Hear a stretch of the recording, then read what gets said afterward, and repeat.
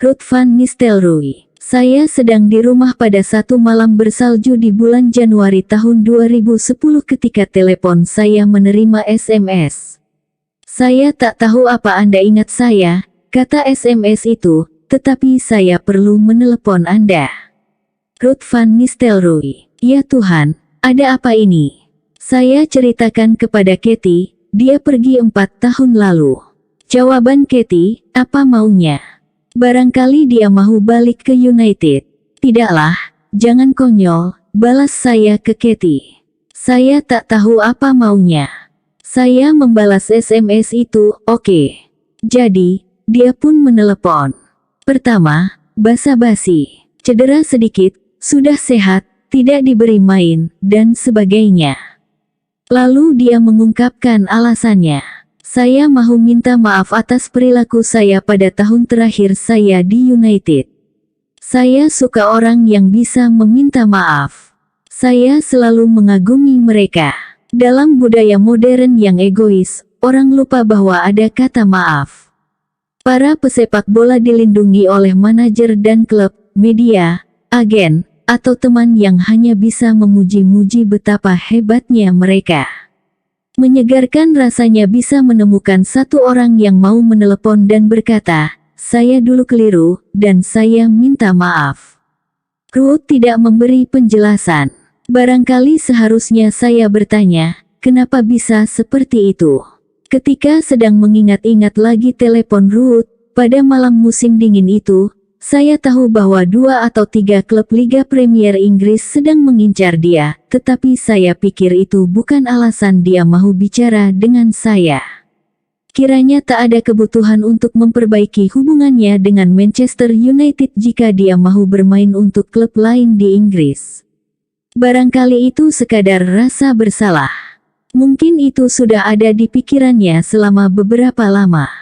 Ruud jelas sudah jadi orang yang lebih matang pada saat itu. Tanda pertama adanya masalah dalam hubungan kami adalah ketika Ruud mulai sering mengomel ke Carlos Queiroz mengenai Ronaldo. Ada beberapa konfrontasi, tetapi tidak terlalu serius. Lalu Ruud beralih menyerang Gary Neville.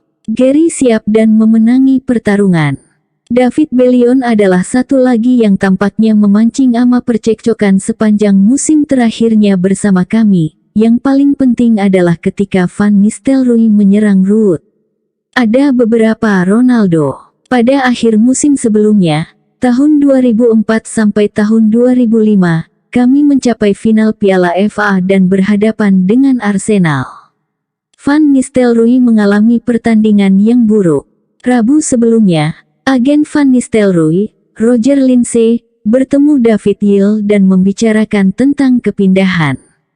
Ruud ingin pergi. David menunjukkan bahwa kami akan bertanding di final Piala FA pada Sabtu itu, dan barangkali itu bukan waktunya penyerang tengah utama kami minta pergi. David bertanya mengapa dia ingin pergi. Roger Lindsay menjawab bahwa Van Nistelrooy menganggap tim sudah mandek dan tidak percaya lagi bahwa kami dapat memenangi Liga Champions. Menurut dia, kami tidak dapat menjadi juara Eropa dengan pemain muda seperti Rooney dan Ronaldo. Sesudah final itu, David menelepon Roger dan meminta dia menyuruh Ruud bertemu saya. Posisi kami kuat karena Real Madrid tidak mau membayar 35 juta pound untuk dia, itu jelas. Dan itulah yang saya kira menjadi alasan Ruud minta pergi. Andai Real Madrid mau membeli dia dengan harga 35 juta pound, dia mungkin tidak perlu memaksa ingin pindah. Dia berharap akan ada menawar dengan klub itu supaya ditemukan harga yang menurut United bisa diterima. Gagasan konyol. Jadi, kami pun mengadakan pertemuan. Ruud berpendapat bahwa dia tidak siap menunggu Ronaldo dan Rooney matang. Tetapi, mereka pemain hebat, saya beritahu dia. Seharusnya yang memimpin para pemain muda itu, bantu mereka. Dia tetap mengatakan bahwa dia tidak mau menunggu kamu. Begini, kita akan mendatangkan pemain-pemain baru pada musim panas agar kita dapat kembali ke tingkat sebagaimana kita biasanya, kata saya. Kita tentu tidak suka kalah di final, kita tidak suka kalah di liga. Untuk membangun tim kita harus bersabar. Tidak cuma saya, para pemain juga. Tim ini akan jadi bagus. Dia menerima argumen saya dan kami berjabat tangan. Musim itu, kami telah mendapatkan Vidic dan Evra pada masa transfer Januari. Secara tidak langsung, kedua pembelian itu akan memicu konflik terbesar sepanjang karir Ruud bersama kami. Di ajang Piala Carling saya selalu memainkan Luis Saha. Ketika kami mencapai final, saya bicara ke Ruud, begini, tidak adil kalau saya tidak memainkan Saha. Saya tahu kamu suka bermain di final, semoga saya bisa memainkan kamu sebentar di final. Saya benar-benar mengatakan itu, tidak diragukan. Kami sedang menguasai pertandingan melawan Wigan dan saya melihat kesempatan ideal untuk memainkan Evra dan Vidic. Jatah pergantian pemain saya tinggal 2 itu. Saya menoleh ke Ruud dan berkata kepadanya, saya akan memainkan 2 orang itu. Mereka akan mendapatkan bagaimana rasanya menang bersama Manchester United. Kamu, kata Van Nistelrooy. Saya akan selalu mengingat itu. Bangku pemain lalu jadi ribut. Pemain-pemain lain memarahi dia, jangan macam-macam. Tetapi itulah ujung cerita dia. Saya tahu kami tidak akan mendapatkan dia lagi. Dia sudah menutup pintu. Sesudah insiden itu, perilakunya jadi makin buruk. Pada minggu terakhir musim, kami perlu menang dalam pertandingan terakhir melawan Carlton. Karena dilanda cedera, kami tentu tidak bisa bergantung kepada Saha. Tetapi, saya merasa tidak dapat memainkan Ruud. Carlos pergi ke kamar Ruud dan berkata, kami tidak akan membawa kamu, pulanglah. Kamu sudah berbuat tidak pantas sepanjang minggu ini, kami tidak suka. Ronaldo baru saja kehilangan ayahnya. Pada minggu itu, Ruud sempat menendang Ronaldo di tempat latihan dan berkata, mau apa kamu, ngadu sama bapakmu? Maksudnya adalah mengadu pada Carlos, bukan ayah Ronaldo. Mungkin Ruud tak berpikir panjang saat itu. Ronaldo marah dan ingin menghajar Van Nistelrooy, dan Carlos sungguh kesal dengan penghinaan yang dilakukan Ruud. Carlos memang mengurus Ronaldo. Dia pelatih asal Portugal, senegara dengan Ronaldo, anak muda yang ayahnya baru saja meninggal. Jika dia tak dapat meminta bantuan dari Carlos, dari mana lagi? Seluruh kejadian itu sangat menyedihkan. Ruud berubah, dan saya tak tahu apa sebabnya. Saya tak bisa memastikan apakah itu caranya keluar dari Old Trafford. Tidak ada gunanya, dan tidak membuat dia lebih dihormati pemain lain. Sungguh disayangkan, prestasinya sangat sensasional. Dia salah seorang pencetak gol terhebat di klub kami. Masalah pertama kali muncul sesudah musim kedua, ketika dia berhak mendapat kontrak baru berdasarkan perjanjian awal. Dia meminta syarat yang dapat memperkenankan dia pindah ke Real Madrid, yang ditulis secara spesifik kalau Real menawarkan jumlah tertentu. Klausa itu tentang pembelian bersyarat. Saya memikirkannya cukup lama. Perasaan saya, tanpa syarat itu, Van Nistelrooy tidak akan menandatangani kontrak. Sebaliknya, kalau mengikuti kemauannya, dia nanti jadi pegang kendali. Kami bisa kehilangan dia pada musim berikutnya. Jadi, angka yang kami taruh dalam syarat itu adalah 35 juta pound, yang kami pikir akan menghalau semua yang mencoba mendekati, bahkan Real Madrid. Mereka menyepakatinya. Kepada David Gill, saya katakan, kalau mereka datang lagi tahun depan dan bayar 35 juta, setidaknya kita tahu bahwa kita mendapatkan uang 2 kali lipat dari harga dia.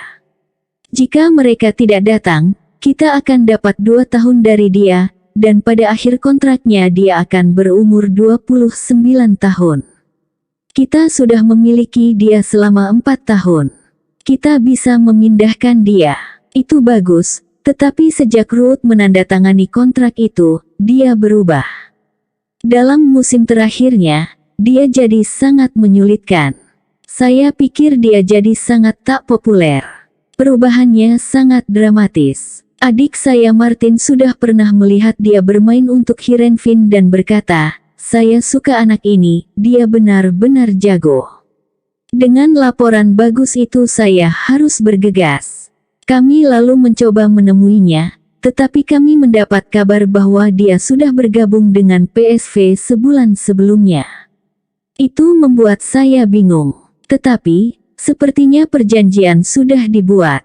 Kami terus mengawasi dia dan kembali bergerak pada tahun 2000. Pada liburan pendek di Spanyol, saat berlangsungnya pertandingan internasional, saya menerima berita buruk. Dokter tim kami mengatakan bahwa Ruud gagal lulus tes kesehatan. Kami tadinya yakin sudah menemukan kerusakan urat lutut.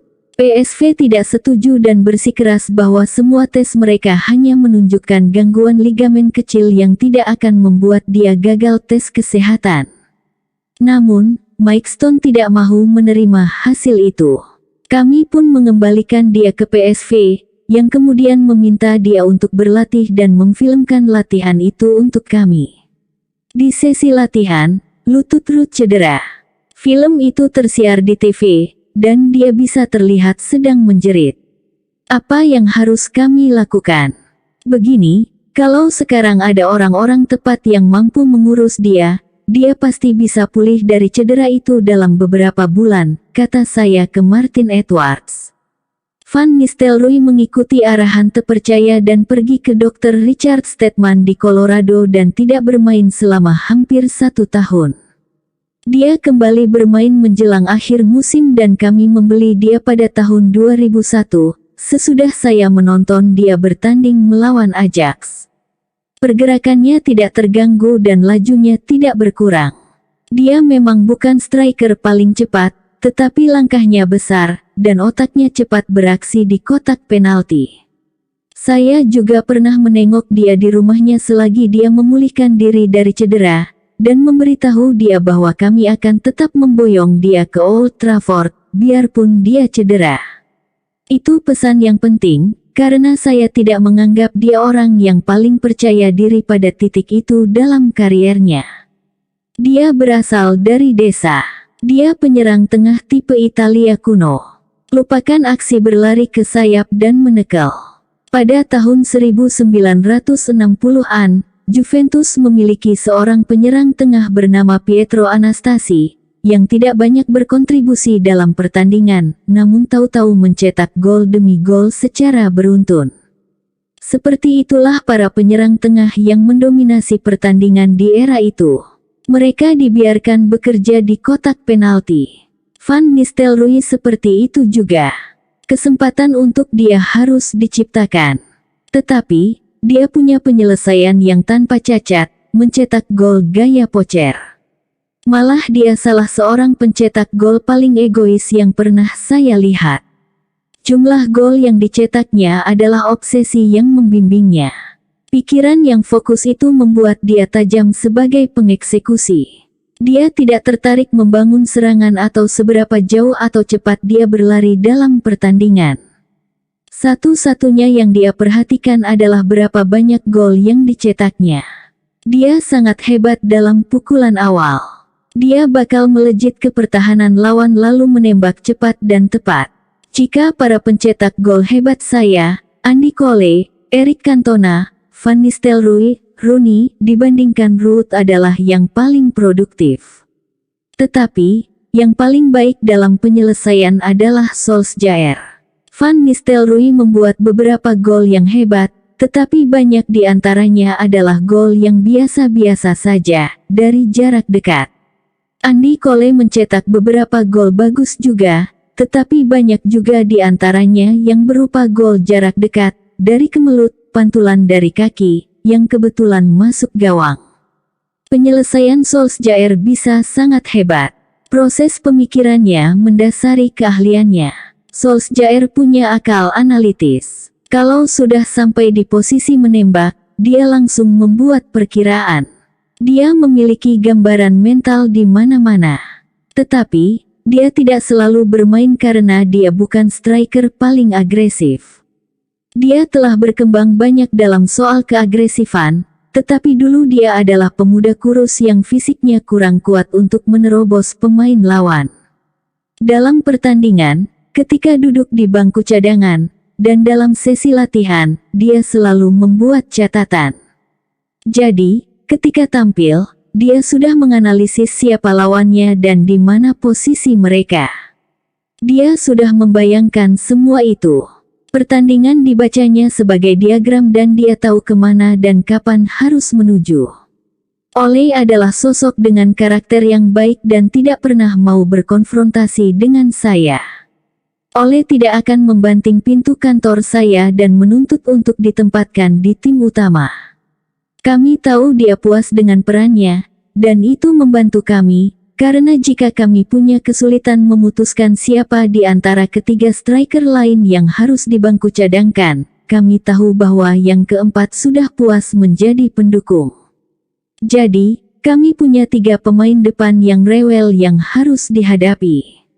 Yorke, Cole, dan Sheringham. Awalnya saya percaya bahwa keahlian Ruud sebenarnya lebih luas daripada kenyataannya. Saya berharap melihat dia bekerja lebih keras seperti yang diharapkan dari seorang pemain Manchester United. Kadang-kadang dia bekerja keras, habis-habisan, tetapi dia cenderung tidak menjadi pemain yang rajin. Dia tidak punya stamina hebat. Hasil tes kesehatannya tak pernah mencolok. Namun, kita tahu dia selalu bisa memasukkan bola ke gawang lawan kalau bola diberikan kepada dia. Pada tahun-tahun sebelumnya kami sudah kehilangan Cantona, Teddy Sheringham sudah pergi, Ole mengalami masalah lutut, Yorke sudah kehilangan sedikit fokus, dan Andy masih segar bugar. Kami memang dapat selalu mengandalkan Andy, tetapi saya tahu ketika saya mendatangkan Van Nistelrooy, saya akan bermasalah dengan Cole, karena dia merasa sebagai penyerang tengah terhebat di dunia. Saya mengatakan itu dengan niat yang baik, karena citra diri seperti itu sangat berguna, tetapi Andy Cole kesal ketika saya mulai memasangkan dia dengan Ruud. Ketidaknyamanan juga terlihat dalam hubungan Andy dan Cantona. Satu-satunya kolega yang cocok dengan dia adalah Yorke. Pada musim tahun 1998 sampai tahun 1999 mereka ibarat berada di surga. Kerja sama mereka, persahabatan mereka, sungguh fenomenal. Mereka belum saling kenal ketika Yorke pertama kali bergabung dengan Manchester United, tetapi langsung jadi akrab. Dalam latihan, mereka berlatih berlari bersama, oper-operan bola. Mereka sangat cocok, sejiwa. Seingat saya, mereka berdua mencetak sampai 53 gol. Berpasangan dengan Van Nistelrooy rupanya tidak mempan bagi Andy, jadi saya jual dia ke Blackburn Rovers. Dia sudah berusia awal 30-an ketika itu dan kami merasa sudah mendapat beberapa tahun yang baik dari dia. Kami mendatangkan dia pada tahun 1995, mendapatkan 7 tahun permainannya, dan menerima 6,5 juta pound dari Blackburn. Harga pembeliannya dari Newcastle dulu adalah 7 juta pound, ditambah Keith Gillespie yang harganya tak melebihi 1 juta pound. Jadi, kami nyaris impas sesudah 7 tahun yang produktif, lumayan. Striker lain yang bermasalah dengan sifat egois Ruud ialah Forlan, seorang pemain berwibawa. Ruud ingin menjadi pencetak gol nomor 1, itulah sifatnya. Diego Forlan tidak masuk dalam hitungan Ruud, jadi ketika keduanya dimainkan bersamaan, tidak ada kecocokan. Diego akan tampil lebih baik jika ada temannya. Meskipun dia membuat beberapa gol berharga. 2 di Anfield, 1 gol dari tendangan terakhir dalam pertandingan melawan Chelsea. Dia pemain bagus dan profesional. Masalah lain saya dengan Diego Forlan adalah kakak perempuannya yang lumpuh, yang tinggal di Mallorca, dan dialah yang harus mengurus kakaknya. Tetapi, dia menyukai tempat itu, dia selalu gembira mendengarnya. Dia menguasai 5 bahasa. Dia sosok yang menyegarkan. Kami melepas dia dengan harga 2 juta pound, yang saya anggap terlalu murah. Dengan tingkat gajinya, Tidak ada klub yang bersedia menawar lebih tinggi. Tetapi, kepindahannya yang berikutnya bernilai 15 juta pound. Dia seperti melayang di lapangan. Dia kecil tetapi badan atasnya bagus dan tangguh. Dia sangat jago bermain tenis sehingga mungkin bisa jadi petenis profesional andai dia tak bermain sepak bola. Saya sudah tahu itu ketika dia bergabung. Dalam turnamen tenis pada masa pramusim, saya mencoba bertaruh untuk dia. Saya bertanya ke Gary Neville yang menjadi bandar, berapa pasaran taruhan Diego? Kenapa? Kenapa? Kata Gary yang terkejut, apa dia main?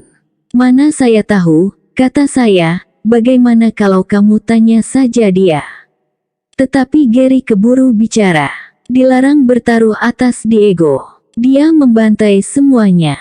Sampai berkeping-keping. Kamu pikir kami tidak tahu ya, kata Neville. Saya balas, well, siapa tahu bisa. Saya tadinya berharap kamu mengatakan 10-1. Mourinho sang pesaing istimewa. Pertama kalinya saya mengenali Jose Mourinho sebagai ancaman adalah pada konferensi pers perkenalan dia sebagai manajer Chelsea pada musim panas tahun 2004. Akulah sang istimewa, Jose mengumumkan siapa dirinya. Sombong sekali anak ini, saya pikir. Selagi saya menonton dia menghibur pers dengan memberi banyak kalimat yang asyik dikutip. Suara dalam diri saya berbisik, biasa, anak baru. Tidak ada gunanya memusingkan dia. Tidak usah terpancing meladeni dia. Tetapi, dia punya kecerdasan dan keyakinan untuk menangani pekerjaan sebagai manajer Chelsea. Saya sudah bicara banyak dengan Carlos mengenai Jose dan menurut Carlos, dia amat pintar. Pengetahuan Carlos mengenai Mourinho sudah ada sejak masa pendidikan. Dulunya, Jose adalah salah seorang murid Carlos di Portugal. Murid terbaik saya sejauh ini, kata Carlos. Dengan pengetahuan itu, saya menonton dia menunggangi gelombang harapan yang dia ciptakan untuk dirinya sendiri, gelombang yang membawa dia dari Porto ke London untuk bekerja bagi Roman Abramovich. Jose orang yang bisa menunggangi gelombang lebih lama daripada orang lain. Saya langsung tahu bahwa meladeni dia dalam konflik psikologis itu tidak bijak. Saya akan cari cara lain menghadapi dia. Pada periode antara Agustus tahun 2004 sampai Mei tahun 2006, kami meraih satu Piala Liga tahun 2006. Chelsea dan Jose menjadi juara Liga Premier Inggris selama 2 tahun. Selagi Arsenal melemah, kekayaan Abramovich dan kemampuan manajerial Jose menjadi rintangan terbesar bagi upaya kami membangun kembali tim. Secara tradisional, dalam persiapan musim baru, kami selalu mengutamakan paruh kedua dalam musim sepanjang 38 pertandingan. Kami selalu mengakhiri musim dengan posisi tak tergoyahkan. Ada ilmu dan semangat di balik kemampuan kami memenangkan pertandingan pada bulan-bulan penting. Jose masih baru, bekerja untuk majikan yang punya banyak uang, dan diiringi kehebohan media. Pada musim gugur tahun 2004, dia perlu membuat awal yang kuat pada minggu-minggu pertamanya di Stamford Bridge. Chelsea meluncur dengan keunggulan 6 poin dan kami tak mampu mengejar. Sesudah berada paling depan dalam balapan menuju gelar juara, Jose memastikan banyak kemenangan tipis. Semuanya 1 atau 2-0. Mereka bakal unggul lebih dulu, lalu bertahan. Chelsea menjadi tim yang sulit dibongkar. Mereka lebih tertata dibanding dulu. Saya tidak bisa menang di Stamford Bridge sesudah Mourinho datang. Jose banyak menggarap pertahanan pada masa pramusim dan bermain dengan 3 pemain belakang, 2 sayap, dan formasi intan di gelandang. Sukar sekali melawan formasi itu. Pertama kali kami bertemu adalah di Liga Champions tahun 2003 sampai tahun 2004. Ketika Porto yang diarsiteki Jose menyingkirkan Manchester United. Saya sudah bertengkar dengan dia pada akhir pertandingan pertama. Tetapi, saya memang sering bentrok dengan manajer lawan pada pertemuan pertama. George Graham dan saya pun bentrok sesudah pertemuan pertama saya, ketika George memanajeri Arsenal. Kami kemudian menjadi teman baik. Sama saja dengan Mourinho. Saya selalu mendapati dia sangat membantu dan komunikatif. Saya pikir dia menyadari bahwa dia berurusan dengan seseorang yang sudah mengalami semua emosi ekstrim dalam pertandingan, dan dia menikmati percakapan dengan saya. Kekesalan saya pada pertandingan pertama itu muncul karena diving yang dilakukan berkali-kali oleh para pemain Porto.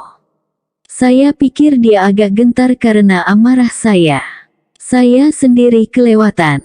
Tidak ada kebutuhan saya untuk melampiaskan emosi saya ke Jose. Saya sebenarnya lebih marah terhadap Keane karena dikartu merahkan. Saya tahu bahwa Martin O'Neill mengeluhkan kelakuan para pemain Jose di final Piala UEFA antara Porto dan Celtic, yang kemudian dimenangkan Porto. Benih-benih itu sudah ada di diri saya. Saya menonton final itu, tetapi tidak melihat bahwa Porto adalah tim yang khas tim Portugal.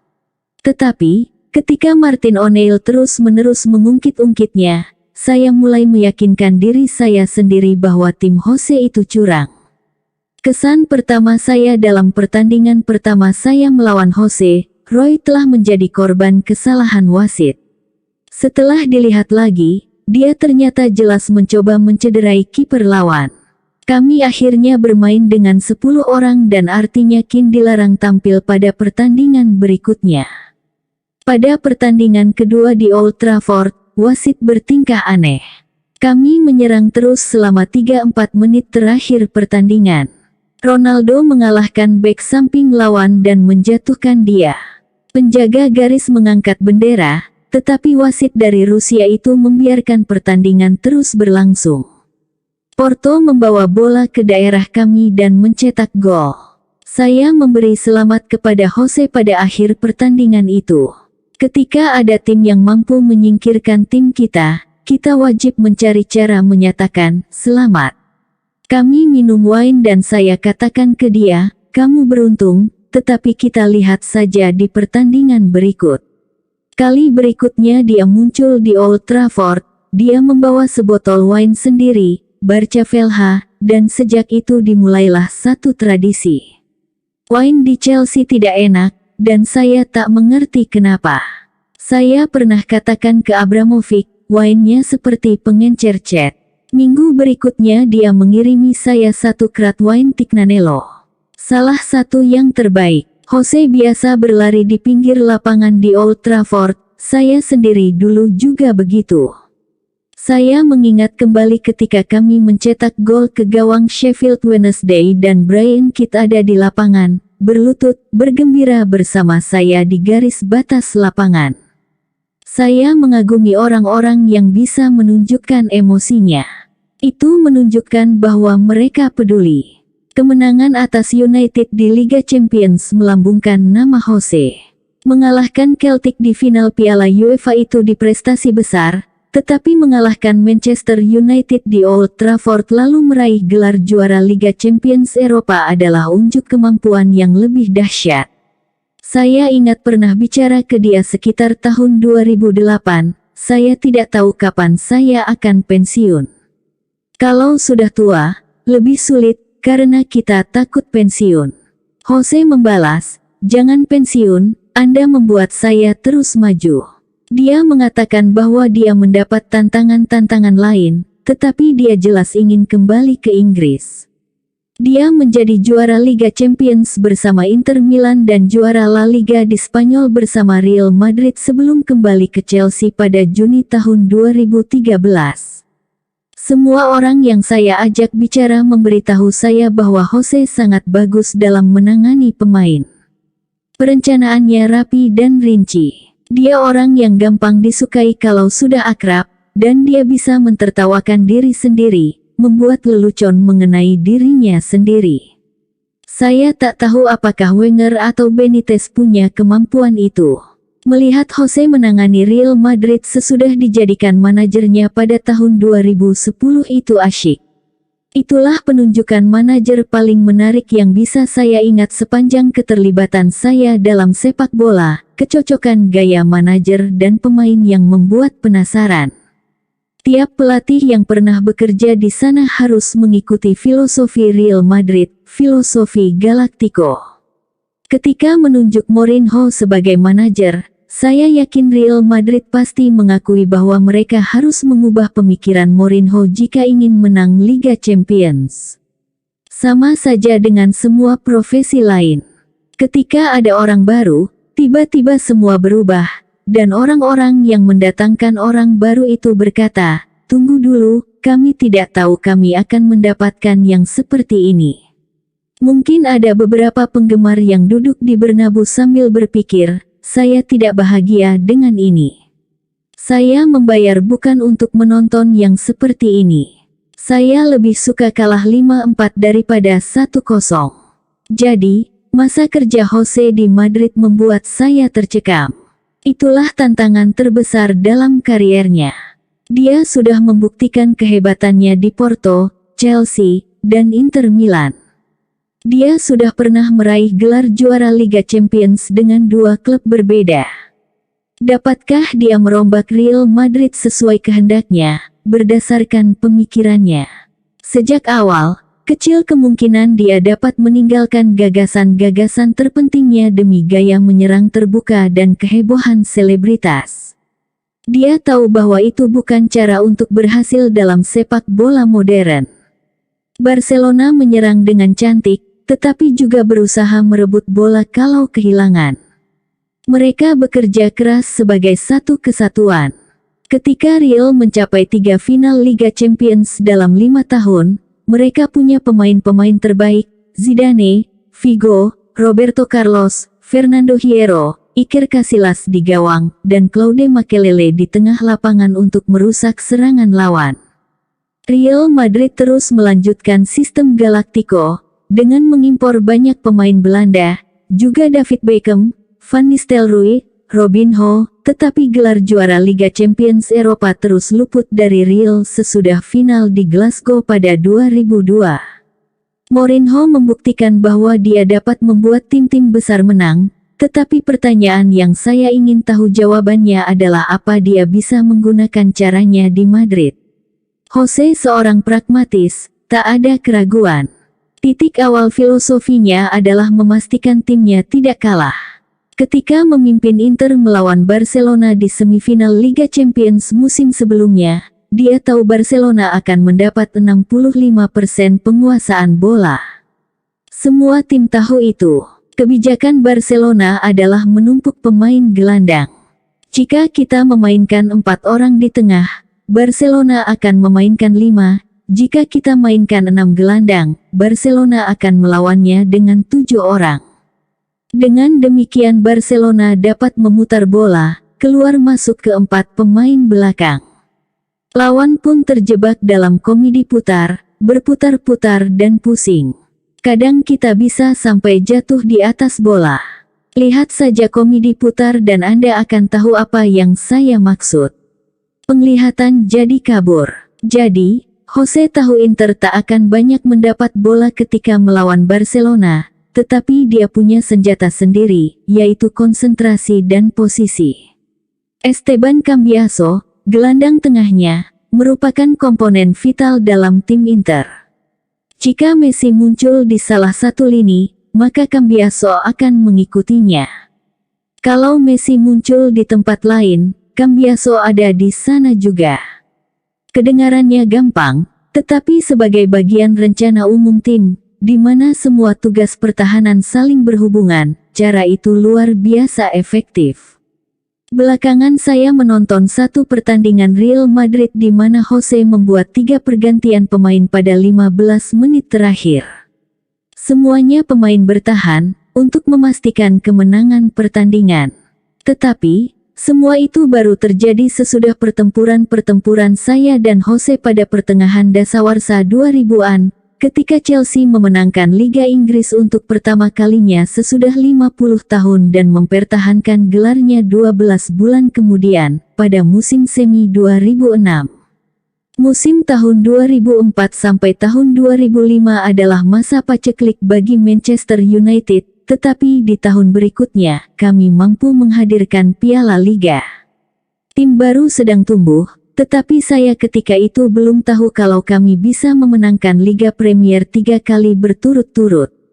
Strategi kami adalah membangun tim yang tangguh meskipun ditinggal Keane, Giggs, Scholes, dan Neville. 3 di antara mereka tetap bertahan sampai rencana itu selesai, sementara Keane harus pergi. Rencananya adalah mengumpulkan sekelompok pemain muda yang dapat berkembang selama beberapa tahun, dan seluruh prosesnya ditopang dengan pengalaman Giggs, Scholes, dan Neville.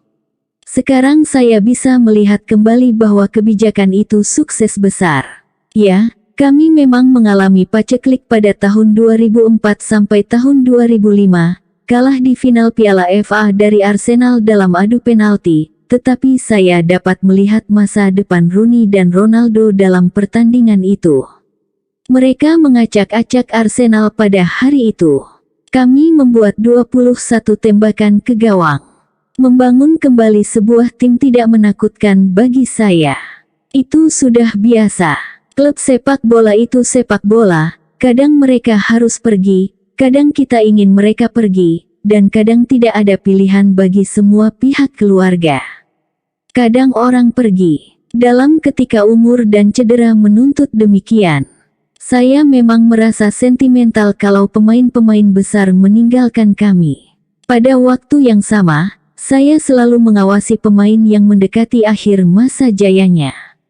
Suara dalam diri saya selalu bertanya, kapan dia akan pergi, sampai kapan dia akan bertahan. Pengalaman mengajari saya untuk menumpuk pemain muda di posisi-posisi penting.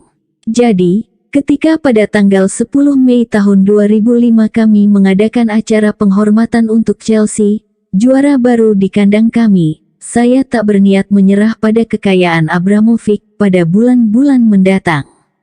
Secara psikologis, itu adalah momen besar bagi Chelsea. Mereka telah menjadi juara liga untuk pertama kali dalam setengah abad dan dapat memandang diri sendiri secara berbeda sesudahnya. Pelajaran yang kami dapat adalah bahwa awal yang lambat tidak dapat ditoleransi lagi jika kami menghadapi Chelsea, penantang baru kami. Musim berikutnya kami mengawalinya dengan baik, walaupun akhirnya perjuangan kami melemah, dengan titik nadir dalam pertandingan melawan Lille di Paris, ketika sebagian supporter kami mencemooh para pemain muda yang sedang melakukan pemanasan. Akibat omelan Keane di MUTV tentang sebagian anggota tim kami yang dianggapnya kurang berkontribusi. Itu sangat parah. Roy memperburuk masalah kami dengan menyerang rekan-rekan setimnya. Di lapangan kami bermain buruk dan kekalahan 1-0 yang terjadi malam itu adalah titik terendah bagi saya selama beberapa tahun. Pada bulan ketika Roy Keane meninggalkan klub, November tahun 2005, George Best meninggal. Dia orang yang sangat baik. George, dia sangat lembut tetapi agak sedikit canggung ketika bicara dengan kita. Dia agak sedikit tidak nyaman dengan dirinya dan itu membuat kita khawatir. Saya ingat satu kali pernah duduk di satu bar di Jepang bersama dia membawa pacar dan dia hanya sedikit sekali bicara. Dia tampak tercengkeram dengan sifat pemalunya. George bisa saja mendapat kehidupan yang lebih baik sesudah pensiun dari sepak bola. Dia bisa saja melatih pemain muda, tetapi barangkali dia tidak memiliki kepribadian sebagai seorang pelatih. Satu hal yang tak banyak diketahui orang mengenai George adalah betapa cerdasnya dia. Pemakamannya diupacarakan besar-besaran dan membuat sedih. Acara itu dilangsungkan dengan baik oleh pemerintah kota Belfast. Kemegahannya seperti pemakaman tokoh negara. Saya ingat melihat ayah George, seorang laki-laki kecil bersahaja, dan berpikir, dia menghasilkan salah seorang pemain terbesar sepanjang masa. Laki-laki kecil dan pendiam dari Belfast. Dapat terlihat dari mana George mendapatkan sifat pendiamnya. Masyarakat sepak bola di negaranya adalah kelas pekerja, dan entah mengapa, mereka suka orang-orang yang punya cacat.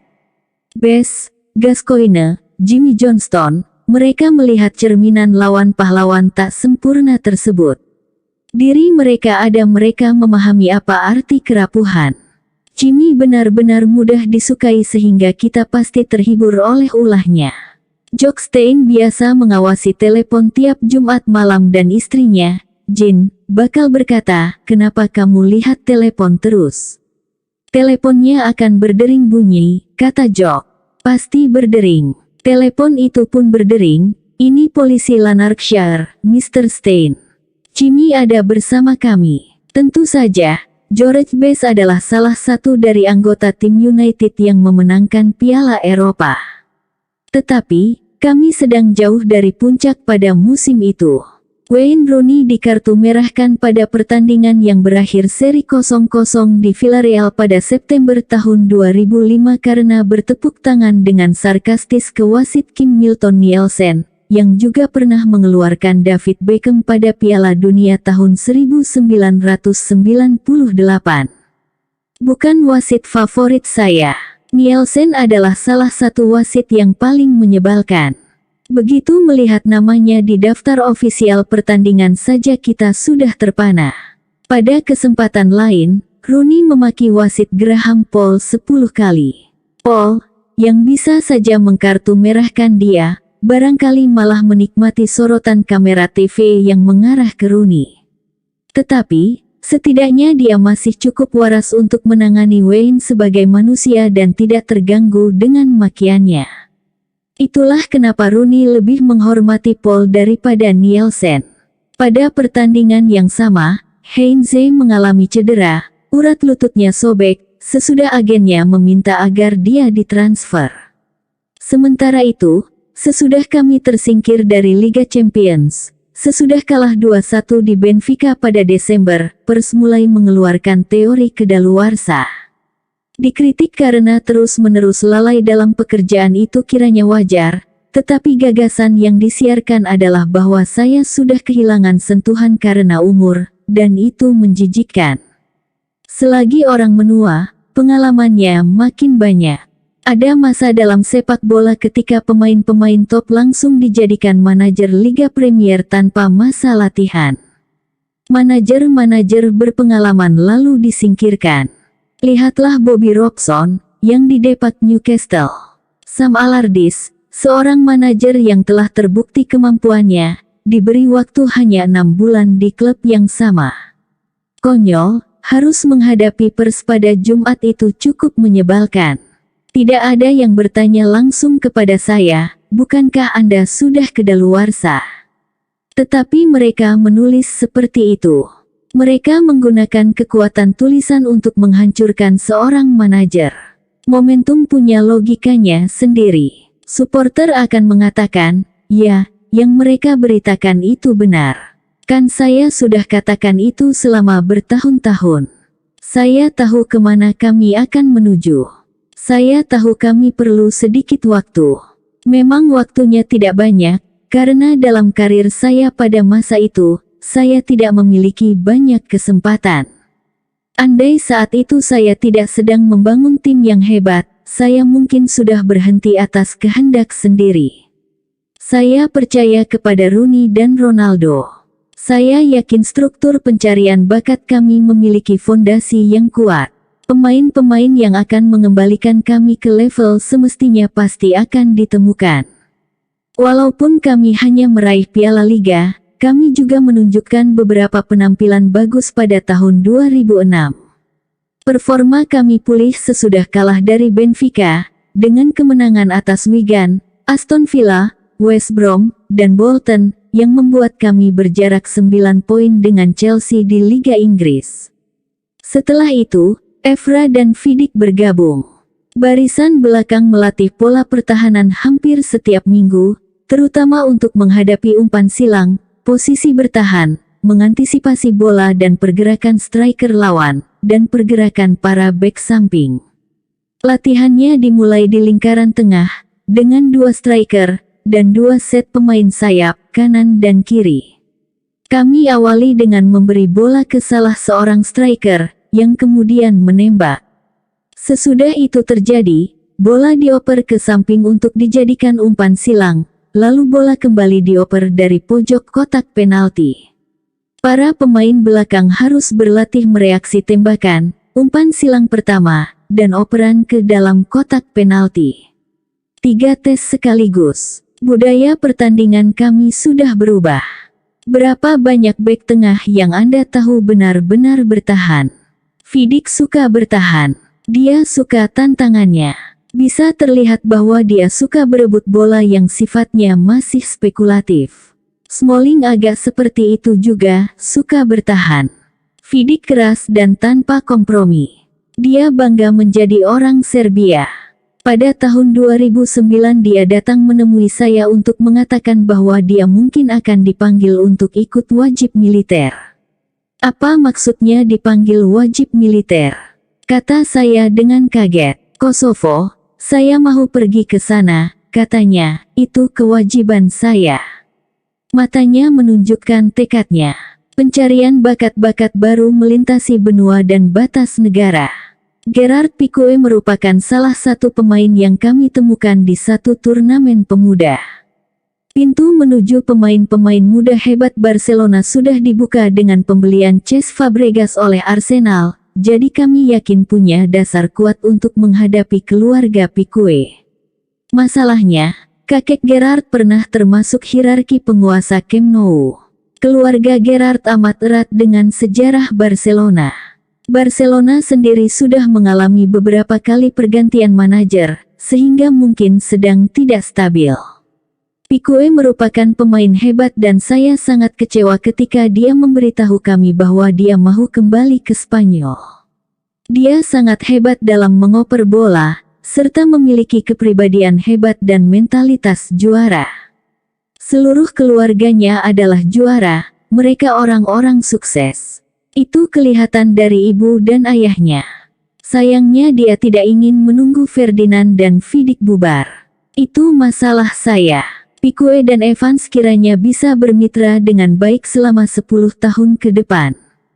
Ketika kami bertanding melawan Barcelona di semifinal Liga Champions seri 0-0, ayah Gerard menemui saya di hotel tempat tim menginap. Mereka benar-benar menyenangkan dan menjelaskan bahwa Barcelona ingin merekrut kembali putranya. Orang tua Gerard juga ingin anaknya pulang. Mereka kangen dia. Gerard saat itu memang tidak masuk tim utama dan orang tuanya percaya dia dapat menembus tim utama di Barcelona. Semuanya jelas. Harga yang disepakati adalah 8 juta euro. Dulu Gerard berharga 180.000 pound, berdasarkan aturan FIFA yang berlaku ketika itu. Klub-klub besar di Eropa kemudian menutup pintu untuk mencegah penjarahan pemain oleh klub-klub Inggris. Mereka tidak akan membiarkan pemain semacam Pique dan Fabregas meninggalkan negara asalnya. Di pihak kami, kalau kami menemukan bakat muda di Inggris, kami perlu membayar 5 juta pound untuk seorang pemain tim utama. Tetapi, mengapa kami diminta membayar 500.000 pound untuk satu pemain yang sesudahnya mengecewakan? Richard Eckersley adalah salah satu contoh kasus yang menarik. Burnley menawarkan 500.000 pound kepada kami untuk membeli dia. Kami mau 1 juta pound. Kami sudah menghabiskan 12 tahun untuk mengembangkan dia. Kompensasi seharusnya diberikan kalau si pemain sudah menembus tim utama. Saya pikir klub yang menjual tak bakal mengeluh, khususnya kalau ada klausa penjualan berikutnya. Kita semua bisa salah, dan saya membuat beberapa kesalahan pada tahun-tahun itu, dengan Kleberson, Jemba-Jemba, dan lain-lain. Saya dicela habis-habisan karena Ralph Milne meskipun harganya 170.000 pound. Saya terus-terusan dicela. Staf pelatih bakal menggoda saya, kita perlu Ralphie Milne baru, bos. Semua staf saya sudah bersama saya selama 20 tahun lebih. Mereka mengingat semua kejadian itu. William Prunier adalah satu lagi orang yang membuat saya dicela-cela. Patrice Evra pun pernah bertanya ke saya, bos, Anda dulu pernah datangkan William Prunier? Ryan Giggs melengos selagi Evra menunggu jawaban. Iya, Dia pernah melakukan uji coba di sini dulu, jawab saya. Uji coba, Evra menyambung. Dia tidak mau melepaskan saya begitu saja. Berapa lama? 2 pertandingan. Uji coba 2 pertandingan. Ya, dan mengecewakan. Patrice sudah menemukan sasaran. Hal pertama yang perlu dilakukan untuk pemain baru adalah membantu agar mereka merasa nyaman dengan lingkungan barunya, bank, rumah, bahasa, transportasi, dan seterusnya. Semua itu butuh proses. Bahasa selalu menjadi rintangan terbesar. Misalnya, Antonio Valencia belum bisa berbahasa Inggris. Masalah utama Antonio adalah kepercayaan diri. Saya bisa menulis dan membaca bahasa Prancis, tetapi tidak percaya diri untuk berbicara bahasa Prancis. Antonio tahu itu. Apa Anda bisa bahasa Prancis? Katanya suatu hari. Intinya saya tangkap, tetapi saya juga menunjukkan ke dia bahwa andai saya bekerja di Prancis, kiranya saya juga akan berusaha bicara bahasanya. Valencia bekerja di Inggris, jadi itu berlaku buat dia juga. Namun, sebagai pemain, dia pemberani sekali. Valencia tidak bisa diintimidasi. Dia anak favela lingkungan jalanan. Dia sudah biasa untuk berjuang dalam hidup, tangguh sekali. Dalam pertarungan, dia pasti ada di sana, memiting lawannya. Satu lagi pembelian besar pada musim panas tahun 2006 adalah Michael Carrick. Kami sudah lama mengagumi Carrick dan David Gill menerima masukan dari Spurs yang menyatakan bahwa mereka mungkin bersedia menjualnya. Berapa nilai dia? Tanya David kepada saya. Jika bisa didapat dengan 8 juga, itu bagus, kata saya. Saya akan selalu ingat kata-kata yang kemudian disampaikan David, kata Daniel Levy ketua Tottenham Hotspur, mereka akan menerima jika kita menaikkan lagi tawarannya. Kami melakukan tawar-menawar selama berminggu-minggu. Kami sudah menonton Michael bermain melawan Arsenal pada akhir musim dan Martin berkata, dia jelas pemain yang pas di Manchester United, dia bintang. Saya pikir harga awalnya 14 juta pound, dengan klausa-klausa yang menjadikan biaya totalnya 18 juta pound. Michael pengoper bola yang natural, dan dia muncul ketika Paul Scholes mendekati umur pertengahan 30-an. Yang mengesankan saya pada Carrick adalah bahwa dia selalu mencoba mengoper ke depan. Jangkauannya luas dan dia bisa mengubah permainan. Operan panjangnya saya anggap dapat kami manfaatkan untuk pemain-pemain kami yang lain. Sesudah beberapa bulan, kami jelaskan ke dia, kami tidak mengerti mengapa dia belum juga mencetak gol untuk kami. Dalam latihan dia bisa menjebol gawang, tetapi dalam pertandingan dia tidak menunjukkan ancaman ketika berada di posisi membidik gawang. Kami coba perbaiki dia di bidang itu. Kami tawarkan kebebasan lebih besar dan coba mengeluarkan kekuatan yang barangkali tidak disadarinya. Mungkin dia punya rutinitas tertentu di Spurs, sebagai gelandang bertahan yang jarang berkesempatan maju ke kotak penalti. Bersama kami, dia menemukan kualitas baru dalam bermain. Michael pemain bagus. Dia seorang pemuda pemalu yang sekali-sekali butuh didorong. Dia mengawali musim dengan kurang baik, alasannya kami tidak tahu dan pernah satu kali mencoba bertanya kepada dia. Tetapi, dia mulai membaik sekitar akhir Oktober. Memang ada sifat santai pada dirinya yang menyebabkan orang salah mengerti nilai dan sosoknya. Sewaktu saya pensiun, Mourinho kembali ke Chelsea yang dulu pernah menjadi rumah bagi pemain asing favorit saya di Liga Premier, tentu saja di luar United. Ya, Gianfranco Zola yang menakjubkan. Saya akan selalu mengingat satu gol yang dia buat di gawang kami ketika bertanding di Stamford Bridge. Dia menarik kakinya ke belakang untuk menendang, lalu berhenti dulu sebelum menendang. Waktu Zola mempersiapkan tembakan yang artistik itu, Big Pally meluncur dan gagal mengganggu Zola yang berkelit mundur dengan cepat. Oh, betapa malunya Pally waktu itu. Salah satu pemain bertanya, masih bisa berdiri. Tetapi, saya suka Zola karena dia bermain sambil tersenyum. Bersaing dengan Wenger, bertempur di medan perang jelas sama sekali berbeda dengan menghadiri acara di gereja. Di luar pertandingan, Arsene Wenger adalah sosok yang tenang. Dia enak dijadikan teman dan kami bisa bercakap-cakap mengenai banyak hal. Kami bisa ngobrol mengenai wine dan hal-hal lain dalam hidup ini. Di pertemuan-pertemuan UEFA dia selalu sibuk membantu manajer-manajer lain. Dia rekan seprofesi yang baik. Tetapi, kalau sudah menyangkut timnya, pada hari pertandingan dia benar-benar beda. Saya selalu dapat mengerti posisi Arsene. Saya dapat mengerti perubahan drastis pada dirinya begitu peluit tanda pertandingan dimulai berbunyi. Saya sedikit seperti itu juga. Jika ada satu sifat yang sama di antara kami, maka sifat itu adalah benar-benar membenci kekalahan.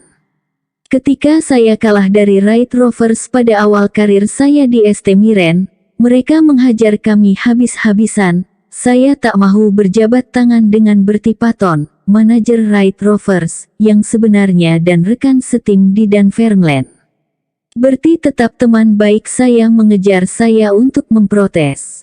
Ya sudah, kadang kita perlu pelajaran kecil untuk menunjukkan kesalahan kita, dan saya memang salah ketika itu. Itu pengingat kecil bahwa kehidupan lebih besar daripada sepak bola. Tindakan seperti itu picik dan tidak terhormat. Pada akhirnya Arsene dan saya menjadi sangat bersahabat. Kami bertahan bersama-sama dan saling menghormati setiap usaha memainkan sepak bola dengan baik. Tetapi, kami pernah berkonflik selama bertahun-tahun. Tembakan pembukanya adalah keluhan dia tentang keluhan saya atas jadwal pertandingan. Keluhan mengenai keluhan. Jadi, saya serang balik, dia kan baru datang dari Jepang, tahu apa dia? Dan itu benar. Selama 2 tahun berikutnya, Arsene merasakan padatnya pertandingan. Pelatih asing yang mengira bisa memainkan 55 pertandingan per musim di Liga Inggris tanpa menyesuaikan diri, itu konyol. Liga Inggris itu berat dan menguras energi. Itulah mengapa dalam sepak bola modern kita mengubah-ubah tim untuk membagi beban.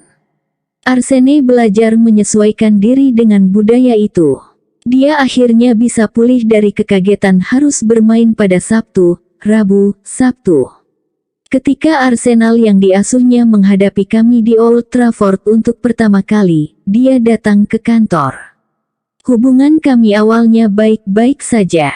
Masalah dimulai ketika dia kalah padahal sudah menurunkan tim Arsenal terbaiknya. Dia sukar mengakui kelemahan timnya dan mencoba menyalahkan lawan. Dia sering melakukannya dengan menyoroti aksi fisik. Dia tidak mudah menerima bahwa lawan bisa menggunakan pendekatan keras terhadap pemain-pemainnya. Tafsirnya mengenai aksi fisik berlebihan, kadang sampai mencakup tackle-tackle yang biasa. Dalam pikirannya ada gagasan bahwa tidak boleh ada orang yang menekel pemain-pemainnya. Tetapi, saya tetap menonton tim-tim terbaiknya dan merasa senang. Saya selalu suka menonton tim racikan Arsene. Menghadapi mereka itu tantangan istimewa yang membuat saya perlu berpikir berjam-jam. Saya selalu merasa harus memeriksa semua yang dilakukan Arsenal karena mereka menyajikan banyak sekali ancaman di seluruh lapangan. Chelsea memberi masalah yang beda. Kalau menghadapi Chelsea, kami menghadapi pemain-pemain berpengalaman yang tahu segala cara. Sementara Arsenal, mereka bermain dengan cara yang tepat. Arsenal punya catatan disiplin terburuk dalam sepak bola pada tahun-tahun pertama Arsene, tetapi kita tidak dapat mengatakan bahwa mereka adalah tim kotor yang terdiri atas pemain-pemain kotor. Steve Ball dan Tony Adams bakal menghajar habis-habisan, semua orang tahu itu. Mereka bakal menyerang dari belakang. Tetapi, pada intinya, tim-tim Arsene tidak pernah kotor. Sebutan yang lebih tepat mungkin, mudah meledak dan maco. Mereka siap bertempur. Ball dan Adams sudah saya sebut. Lalu, Arsenal membeli Patrick Vieira, pemain besar dengan kemampuan menaklukkan orang. Nigel Winterburn selalu menjadi gangguan. Ian Wright, striker utama mereka pada masa awal itu, juga memiliki sifat licik. Pada tahun 2010, secara mengejutkan Arsene mengkritik Paul Sisi Scholes, memberitahu para reporter bahwa Scholes punya gelap. Tidak ada alasan bagi dia mengatakan itu terhadap pemain saya. Kami tidak dijadwalkan melawan Arsenal pada minggu itu, dan sedang tidak ada gesekan di antara kami. Waktu itu Paul Scholes sudah meraih 10 gelar juara Liga Premier dan 1 gelar juara Champions Eropa, dan Arsene membahas sisi gelapnya. Mengherankan, para pemain memang bisa membuat kita terkaget-kaget. Mereka bisa mengagetkan kita dengan naik turunnya tingkat penampilan. Arsene bersusah payah menerima naik turun itu sebagai satu faktor penyebab kekalahan.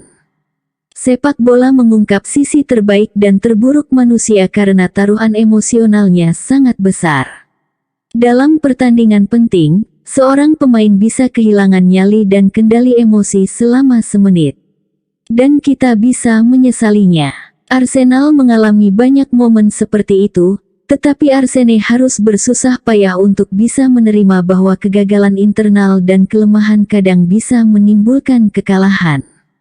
Penjelasannya terkadang ada di dalam internal sendiri. Saya bukan mengatakan bahwa manajer bisa melihat segalanya, tetapi kami bisa melihat banyak hal. Jadi, pembelaan standar Arsene sesudah pertandingan bahwa saya tidak lihat, tidak pernah saya pakai. Yang biasa saya pakai adalah saya perlu melihatnya lagi. Sebenarnya sama saja, tetapi saya lebih memberikan waktu. Hari berikutnya, atau tak lama sesudahnya, beritanya sudah kedaluarsa. Sesuatu akan terjadi dan merebut perhatian dari kita. Saya diusir dari lapangan 8 kali sepanjang karir dan yang terakhir adalah yang paling konyol, karena ketika itu saya sudah jadi manajer. Satu pemain lawan terus-menerus mengganjal seorang pemain saya dan saya katakan ke asisten saya Davy Provan, saya mau hajar dia. Tetapi Davy membalas, jangan konyol, duduklah. Kalau dia langgar Torrens lagi, saya bereskan dia. Dan tentu saja si pemain lawan melakukan itu lagi. Ya sudah, kata saya hajar dia. 2 menit kemudian saya kembali lagi. Di ruang ganti saya katakan, kalau saya dengar berita ini keluar, kalian semua mati. Saya pikir wasit tidak melihat ketika saya menggebuk pemain lawan itu. Tingginya 1,9 meter, dia seorang tentara. Bentrok pertama saya dengan seorang manajer Arsenal adalah dengan George Graham. Saya menonton akhir pengejaran gelar Liga musim tahun 1989 di kamar saya di lantai atas rumah dan memberitahu Katie, saya tidak mau terima telepon dari siapa-siapa. Ketika Michael Thomas mencetak gol ke gawang Liverpool dan membuat Arsenal meraih gelar juara, saya menggila. 2 tahun kemudian, Arsenal jadi juara Liga lagi, mengalahkan kami 3-1 pada tahun kami meraih Piala Winners Eropa. Suatu kali, saya menginap di tempat George sesudah pertandingan di Highbury. Dia punya koleksi whisky malt yang fantastis. Kamu mau? Dia menawarkan. Saya tidak minum whisky, kata saya. Jadi George membuka botol wine. Biasanya botol malt mana yang dibuka untuk tamu? Tanya saya.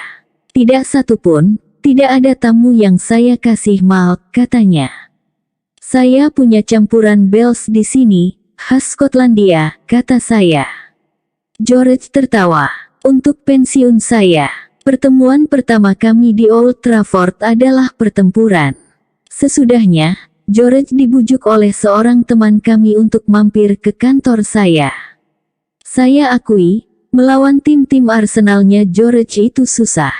Ketika Arsene mengambil alih jabatan manajer sesudah masa kerja singkat Bruce Rioch, saya belum tahu banyak mengenai dia.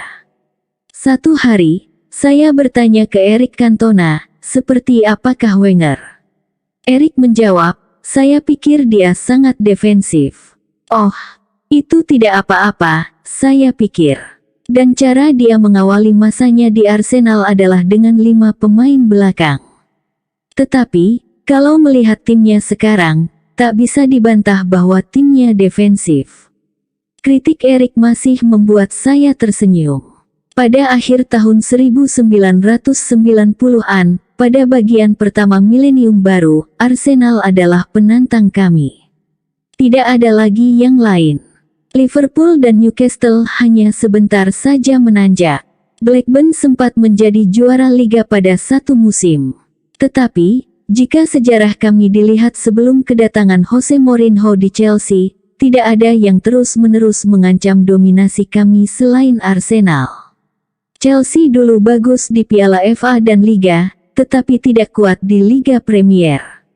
Ketika Blackburn naik daun, kami tahu bahwa mereka tak akan bertahan lama karena tak punya sejarah mempertahankan prestasi sebesar itu.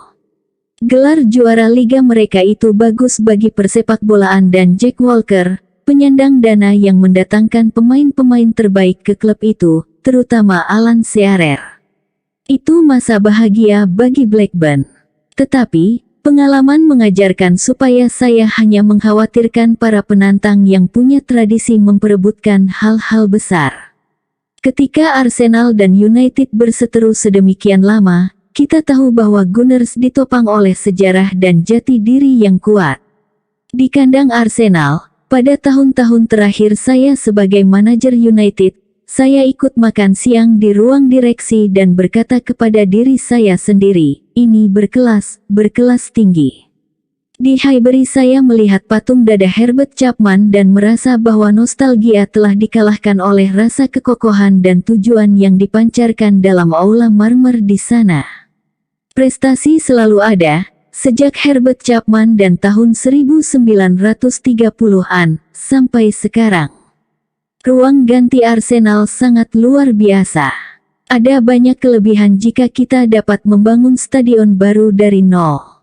Titik awalnya bersih. Tiap rincian yang ada di kandang Arsenal mencerminkan spesifikasi Arsene. Dia memikirkan setiap kebutuhan dalam satu tim sepak bola. Di tengah ruang ada meja marmer tempat menaruh makanan. Sesudah pertandingan, semua orang makan.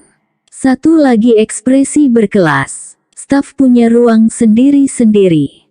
Jadi, saya tak pernah berhenti khawatir dengan mutu tinggi yang dapat dibawa Arsenal ke pertandingan melawan kami. Sejarah membantu kami, tetapi sejarah membantu mereka juga, dan mereka punya manajer yang tepat. Arsene orang yang tepat karena selalu terasa bahwa sesudah diberi kesempatan menjadi manajer di Inggris, dia bercokol dan tak akan pernah pindah. Selalu ada spekulasi bahwa suatu hari kelak dia mungkin pindah ke Real Madrid. Saya sendiri tak pernah menganggap Arsene bakal meninggalkan Arsenal selamanya. Saya berkata kepada diri saya sendiri, kita harus membiasakan diri. Dia akan ada di sini untuk selamanya. Saya harus terbiasa dengan dia. Kadang-kadang persaingan kami menjadi tajam. Walau Arsene tak pernah mampir untuk minum bersama sesudah pertandingan, Pat Rice, asistennya, selalu mampir untuk minum, sampai insiden perang pizza di Old Trafford. Yang saya ingat dari insiden itu, ketika Ruud van Nistelrooy masuk ruang ganti, dia memberitahu saya bahwa Wenger menghinanya selagi dia meninggalkan lapangan. Saya langsung mendekati Arsene dan berkata, kamu jangan macam-macam dengan pemain saya. Dia kesal karena kalah. Itulah alasan mengapa sikapnya tidak ramah. Seharusnya kamu urusi pemainmu sendiri, kata saya. Dia sampai pucat karena marah. Tinjunya mengepal. Saya tahu saya pegang kendali. Arsene memang ada masalah dengan Van Nistelrooy. Saya ingat dia pernah mengatakan bahwa dia pernah memiliki kesempatan untuk merekrut Van Nistelrooy, tetapi lalu dia memutuskan bahwa Van Nistelrooy tak cukup bagus untuk Arsenal. Saya setuju dengan dia dalam hal Van Nistelrooy boleh jadi bukan pesepak bola hebat. Tetapi, dia pencetak gol yang hebat. Dan tahu-tahu saja badan saya berlumuran pizza. Kami mengirim makanan ke ruang ganti tim tamu sesudah tiap pertandingan. Pizza dan ayam. Sebagian besar klub melakukannya. Makanan Arsenal yang paling enak. Katanya Cesc Fabregas lah yang melempar pizza itu ke saya, tetapi sampai hari ini saya sendiri tak tahu pasti siapa pelakunya. Koridor di luar ruang ganti jadi riuh. Arsenal tadinya tidak terkalahkan dalam 49 pertandingan dan berharap bisa menambah rekor itu menjadi 50 di kandang kami. Tampaknya kekalahan membuat otak Arsene kacau balau. Hari itu timbullah perpecahan di antara kami, tak diragukan lagi, dan perpecahan itu menyebar ke Pat Rice yang tak lagi mampir untuk minum sesudah pertandingan. Lukanya tak sepenuhnya sembuh sampai semifinal Liga Champions pada tahun 2009, ketika Arsene mengundang kami ke ruangannya sesudah pertandingan dan memberi ucapan selamat kepada kami. Ketika kami melawan mereka di Old Trafford beberapa minggu kemudian, Arsene mampir bersama Pat selama beberapa menit. Dalam sepak bola kita bisa lihat kejadian-kejadian yang mirip dengan konflik-konflik yang bisa kita temukan dalam hidup sehari-hari. Kadang seperti dalam kehidupan sehari-hari di rumah. Misalnya, bila istri kita sedang ngambek tidak mau bicara dengan kita. Kita jadi berpikir, ya Tuhan, apa salah saya? Kabarmu baik hari ini, tanya kita. Ya, gumam istri kita. Lalu, kemarahan berlalu dan keadaan kembali normal. Sepak bola seperti itu juga. Kiranya saya tak suka kalau Arsene dan saya terus-terusan tak saling bicara, sampai bermusuhan. Saya sendiri punya jurus untuk menghadapi kekalahan. Sesudah berbicara dengan para pemain di ruang ganti, selalu, sebelum keluar dan menghadapi pers, televisi, dan bicara dengan manajer lawan, saya mengatakan kepada diri sendiri, lupakan, pertandingannya sudah selesai. Saya selalu melakukan itu. Kapan saja orang datang ke ruangan saya sesudah pertandingan, saya selalu memastikan suasananya enak. Tidak ada suasana suram atau dingin. Tidak ada tudingan ke wasit. Ketika Aston Villa mengalahkan kami di Old Trafford pada musim tahun 2009 sampai tahun 2010, itu adalah kali pertama mereka mengalahkan kami di kandang kami sesudah puluhan tahun. Martin O'Neill yang selalu saya suka ajak bicara, datang ke kantor saya bersama istri dan putrinya. Rasanya sampai 1,5 jam. Malam yang benar-benar menyenangkan. John Robertson, asisten Martin, dan beberapa teman kami bergabung, kami pun malah jadi berpesta. Saya sampai harus dihantar sopir ke rumah.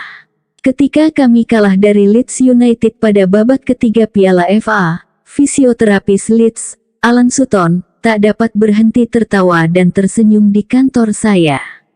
Sewaktu dia pergi saya berseru, "Kamu masih ketawa." "Saya tidak tahan," katanya. Itu pertama kalinya Leeds mengalahkan kami di kandang sepanjang karir saya di Old Trafford, dan dia tidak bisa tidak nyengir. Kegembiraan dia menular. Sampai-sampai saya harus berkata kepada diri saya sendiri, saya juga manusia, saya harus menjaga harga diri saya. Saya ramah seperti itu kepada semua manajer yang menemui saya sesudah pertandingan.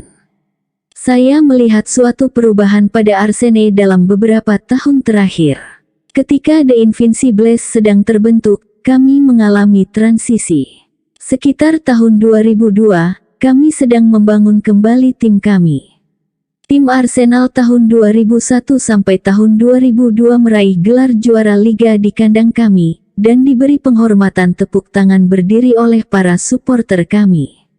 Salah satu karakter penggemar Manchester United adalah mereka selalu mengakui kualitas.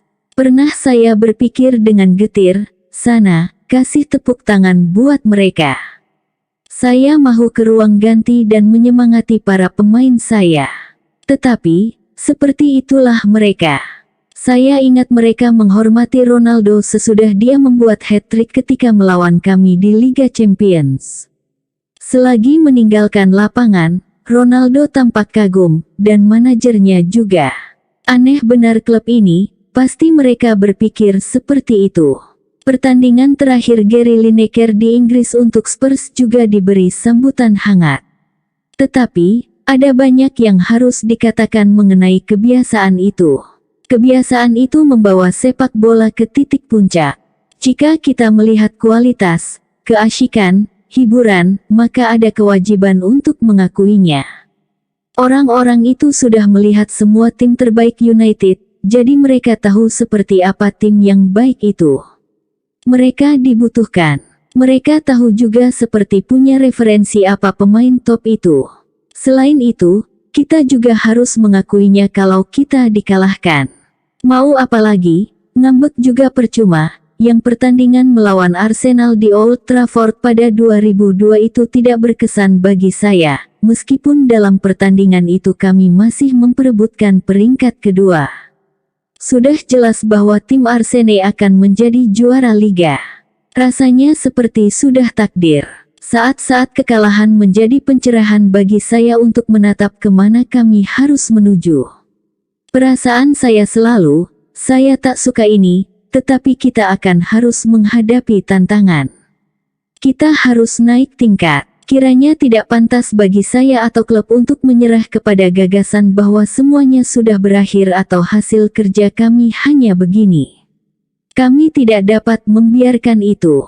Setiap kali kekalahan menusuk kami kembali berkumpul dan maju bersama.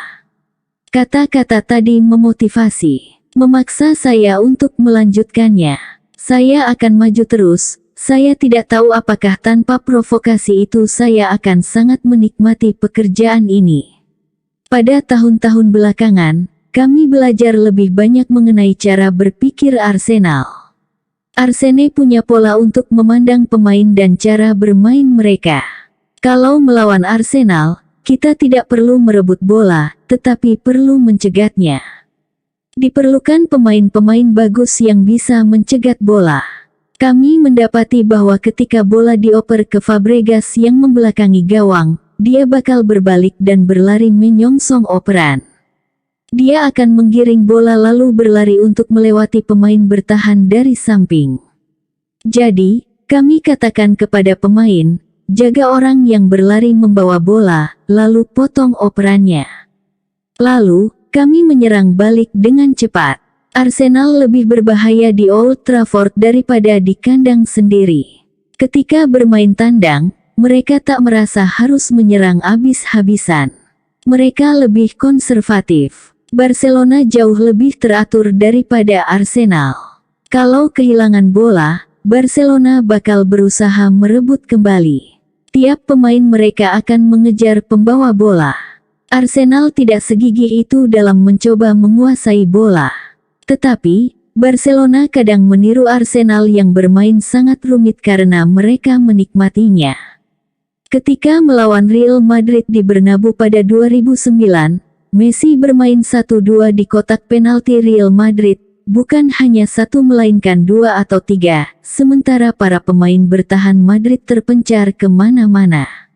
Barcelona menang 6-2, tetapi saya sempat berpikir bahwa mereka bakal melepas pertandingan itu. Kita semua harus mengakui bahwa kadang pemain kita terlalu kasar, tetapi Arsenal tak dapat melakukan itu, dan itu satu kelemahan.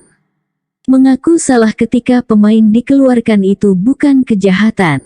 Selayaknya kita merasa tidak enak karena si pemain mengecewakan timnya. Saya pernah punya beberapa masalah dengan Paul Scholes. Saya bahkan pernah mendenda dia karena hal-hal konyol. Saya tidak kaget jika seorang pemain dihukum kartu sesudah menekel, tetapi jika pemain itu dikartu merahkan karena tindakan konyol dan Scholes pernah melakukan itu, maka dia bakal didenda. Tetapi, mengharapkan pemain menjalani satu musim tanpa pernah melanggar aturan main itu namanya menunggu mukjizat terjadi. Sikap lunak Arsenal pada tahun-tahun terakhir masa kerja saya tercermin pada para pemain yang dia datangkan ke klubnya. Ada Samir Nasri, Arsenal pun mengambilnya. Ada Rosicky, Arsenal pun mengambilnya karena Rosicky adalah tipe pemain yang disukai Arsenal. Ada Arshavin, jadi dia pun didatangkan. Ketika mendatangkan banyak pemain seperti itu, maka semuanya jadi seragam. Tim yang diwarisi Arsene memberinya akar dalam persepakbolaan Inggris. Kami terus berjalan beriringan sampai akhir. Dan tentu saja kami dipersatukan oleh hasrat menemukan dan mengembangkan pemain-pemain muda sesuai kehendak kami. Tetapi, sebelum satu pertandingan kami melawan Arsenal, Aaron Ramsey pernah mengatakan bahwa dia lebih memilih tim Arsene daripada tim saya karena Arsenal memproduksi lebih banyak pemain daripada Man Utd. Saya pikir, memangnya kemana saja kamu? Saya pikir seorang anak muda bisa dimanipulasi untuk mengatakan hal tertentu. Memang dia sendiri yang memutuskan untuk menolak United, dan saya tak punya masalah dengan itu. Saya pikir dia membuat pilihan yang salah, harus saya katakan ini, walaupun dia memang bakal menghadapi persaingan lebih sengit di tempat kami untuk menembus tim utama. Arsenal tidak banyak memproduksi pemain sendiri. Mereka mengembangkan pemain, dan itu hal yang beda. Mereka membeli pemain muda dari klub-klub Prancis dan seluruh dunia. Satu-satunya pemain binaan murni Arsenal yang saya tahu ialah Jack Wilshere. Giggs, Neville, Scholes, Fletcher, Osea, Brown, Welbeck, semuanya produk Man Utd. Begitulah, saya tak bisa tak bersifat kompetitif dengan Arsene, rival saya selama 17 tahun.